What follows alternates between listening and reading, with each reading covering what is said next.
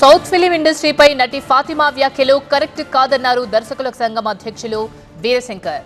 Casting couch లాంటి ఇబ్బందులు ఉంటే ఫిర్యాదు చేయాలని సూచించారు. కంప్లైంట్ చేస్తే యాక్షన్ తీసుకునేందుకు యంత్రాంగం ఉందని చెప్పారు.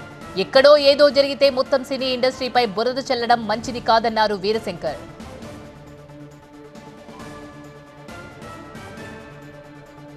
వ్యక్తుల వల్ల జరిగిన ఎక్స్పీరియన్స్ని టోటల్గా సౌత్ ఇండియా ఫిలిం ఇండస్ట్రీకి మొత్తం ఆపాదిస్తూ ఉంది. ఇది కరెక్ట్ కాదు. నిజంగా వాళ్ళు జరిగితే సరైన ప్లాట్ఫామ్స్ ఉన్నాయి. ఆ ప్లాట్ఫామ్స్లో కంప్లైంట్ చేసుకోవచ్చు. చాలా గవర్నమెంట్ ఇన్స్టిట్యూషన్స్ కూడా చాలా ప్రోయాక్టివ్గా ఉన్నాయి.